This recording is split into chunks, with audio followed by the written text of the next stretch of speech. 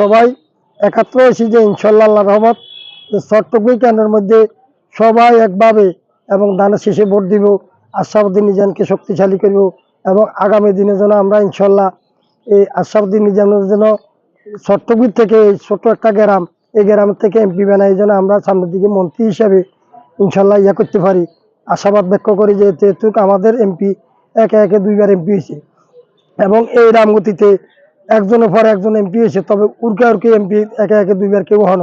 আশরাফুদ্দিন নিজাম সাহেব এবার 3বারে এমপি নির্বাচনে এবং করতেছে, ভোট করতেছে।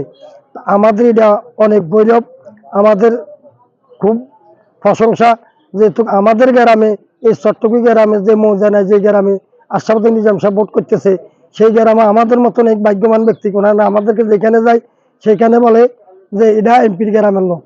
এমপির গ্রামের লোক হিসেবে আমরা সেভাবে দেখাই দেবো যে আগামী দিন ইনশাল্লাহ আল্লাহ রহমত আমাদের যে 12 তারিখের ভোট হইব, এই ভোটের মধ্যে আশরাফুদ্দিন নিজামের বিপক্ষে একটি ভোটের জন্য এই কেন্দ্র যে রামগতিতে আমরা রামগতি কমলনগরে এমন একটা নজিক ঘটনা ঘটাইব, যেহেতু আমাদের চট্টগ্রামে একটা ভোটও অন্য প্রার্থীর মার্কার যাইত না। যেহেতু আমাদের মধ্যে এই আন্তরিকতা থাকতে হইব। যারা আমার কথাটা শুনবেন তাদের কাছে আমি আন্তরিক ধন্যবাদ জানাই এবং সালাম জানাই। যেহেতু আমরা দয়া করি, আপনাদের হাতে পায়ে ধরি যে আমরা দীর্ঘদিন যাই হিংসা বিদ্বেষ থাকছি, এখন সামনের দিকে আমরা কোনো হিংসা বিদ্বেষ রাখতাম না।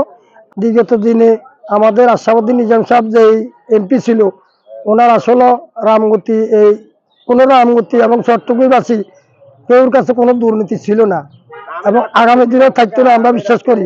এই জন্য আমরা সবাই একাত্র হয়েছি যে ওনাকে আমরা দানের শেষে সব ভোটগুলা দিব এবং এই আশাবাদ ব্যক্ত করে আমি আমার সংক্ষিপ্ত কথা এখানে শেষ করছি। আসসালামু আলাইকুম ওয়া রাহমাতুল্লাহ।